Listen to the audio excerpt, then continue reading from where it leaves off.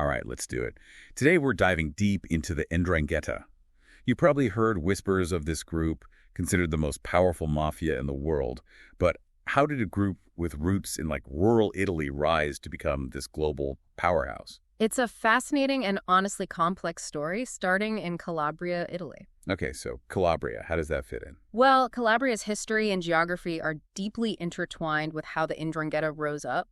It's a really poor and isolated region, very mountainous and historically neglected by the Italian government. So like a perfect breeding ground for something like this to take root. Yeah, exactly. That isolation created a culture of self-reliance, but also really a need for protection, and that's where the Ndrangheta stepped in. So they kind of filled a void, took advantage of the circumstances. I mean, one of the YouTube videos we watched, it pointed out that the word Ndrangheta actually translates to honorable society. It almost echoes groups like the Freemasons, who also value tradition and oaths. Right, right. And it does speak to their desire for respectability, and tradition is a huge part of it. However, within that kind of honorable facade lies a structure that's both intricate and incredibly resilient. So how does it work? Okay, so it all starts with the Ndrina.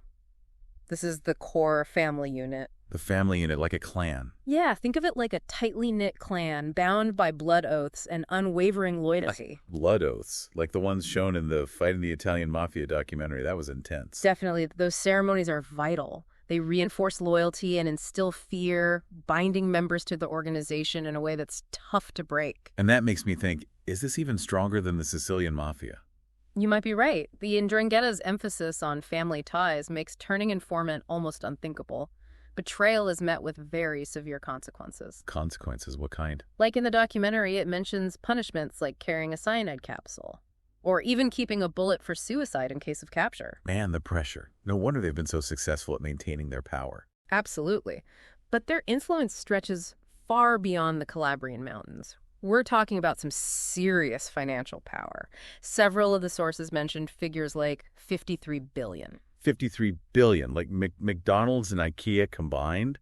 So where's all that cash coming from? It can't just be like local extortion, right? Not just that, no. While they are involved in various criminal activities, their main income comes from cocaine trafficking. Cocaine, so they went global. Totally global. They actually control up to 80% of Europe's cocaine trade. 80%? That's wild. It is. It really speaks to their logistical skills and honestly the vulnerabilities in international border control. They've basically built this multinational corporation of crime. But how did they even get into the global drug trade in the first place? They started in rural Italy. Strategic planning and seizing opportunities, I guess. A key factor was their control of ports like Gioia Tauro, which is a major shipping hub in the Mediterranean. Wait, Gioia Tauro, I think one of the documentaries said they were actually involved in building that port, right? Yeah, they infiltrated the construction project from the beginning, giving them inside access.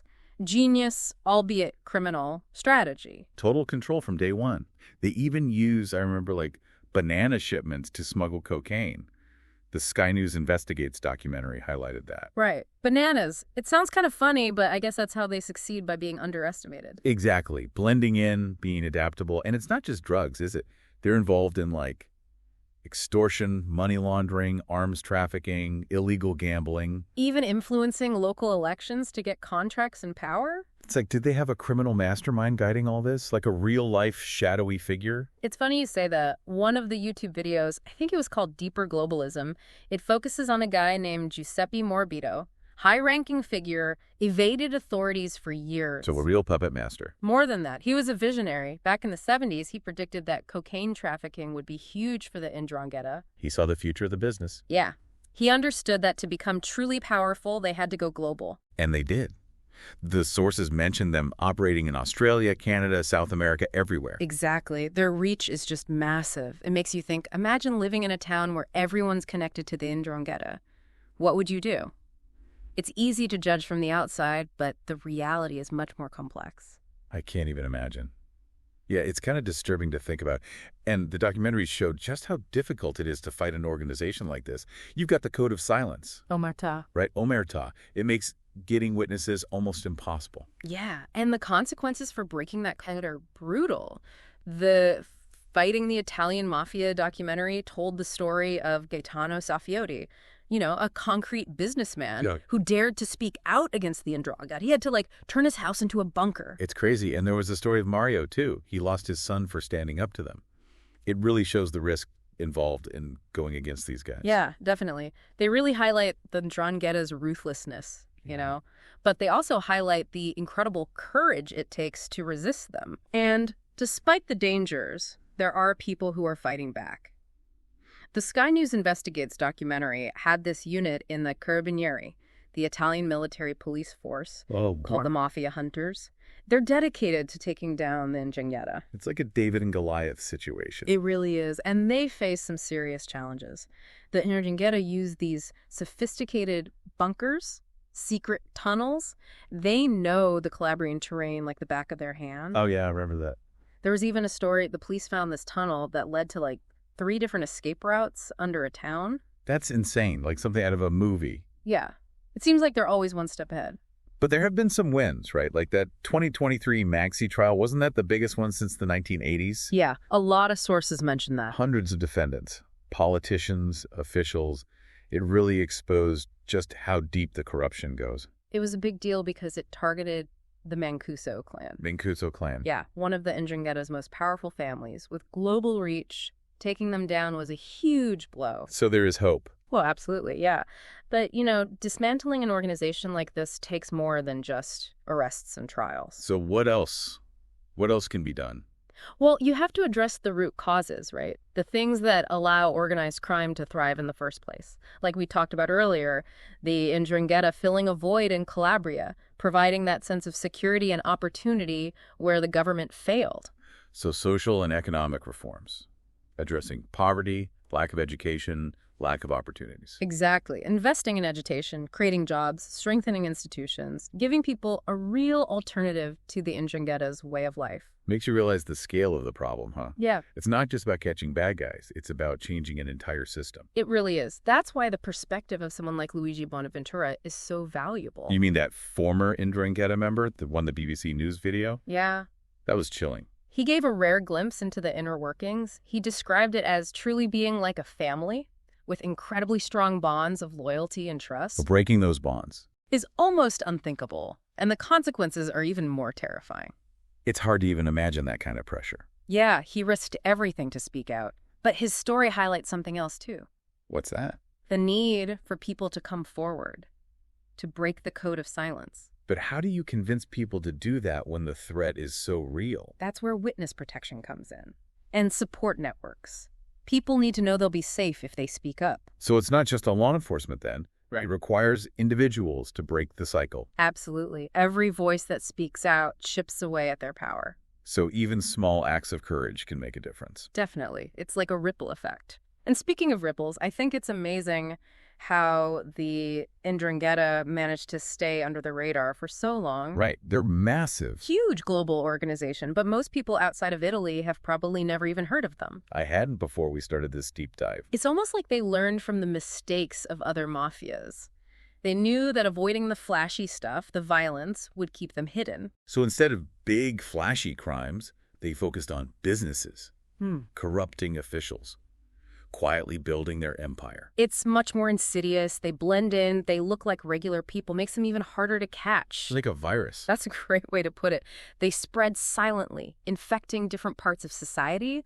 That's why it's so important to expose them. To show the world what they really are. Exactly. A ruthless criminal organization that preys on people and undermines the rule of law. I think one thing that really struck me from the documentaries was how normal some of the members looked. I mean, these weren't guys in pinstripe suits with Tommy guns. They looked like, everyday people.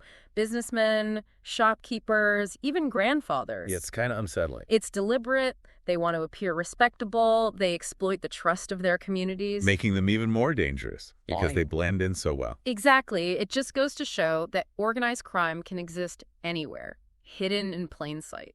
So what's next for them? How do they evolve? That's the question.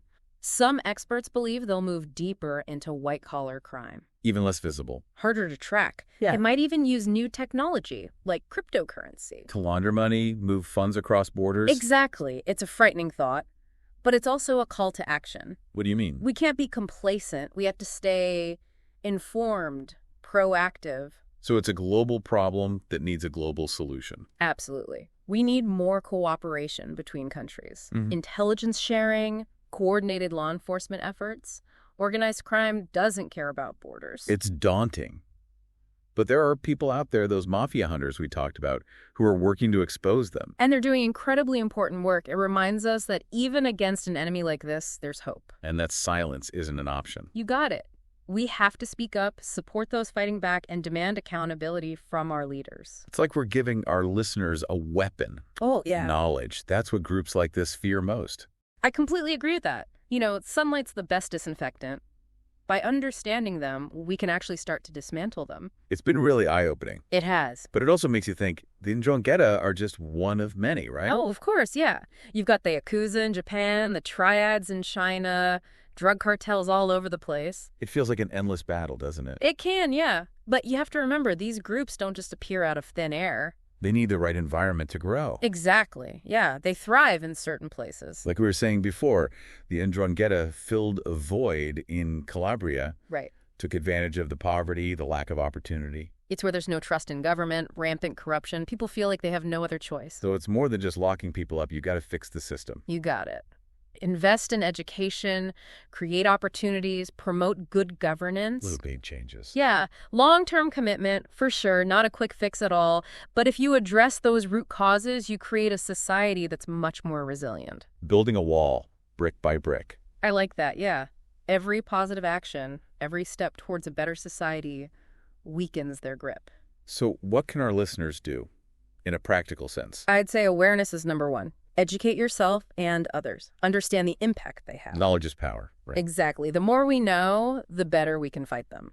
And I guess support the organizations that are already doing this work. Yeah, for sure. So many dedicated people out there doing amazing things. Donate, volunteer, spread the word, and honestly, be a conscious consumer too. How do you mean? Think about where your money's going. Make sure you're not supporting businesses that have ties to organized crime. Good point.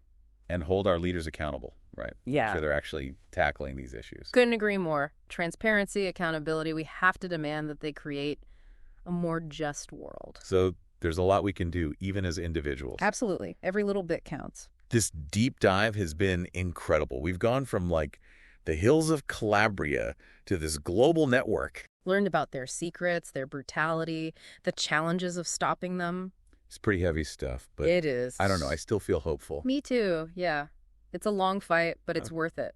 We've given our listeners the knowledge. Now it's up to them to make a difference. Yeah, silence is not an option, We got to speak up, demand a world free from this kind of control. Thanks for joining us on this deep dive. I hope everyone learned something, maybe feel inspired to take action. And don't forget to check out the show notes. All the resources are there. Keep learning, keep exploring, keep fighting for a better world. Until next time, stay curious.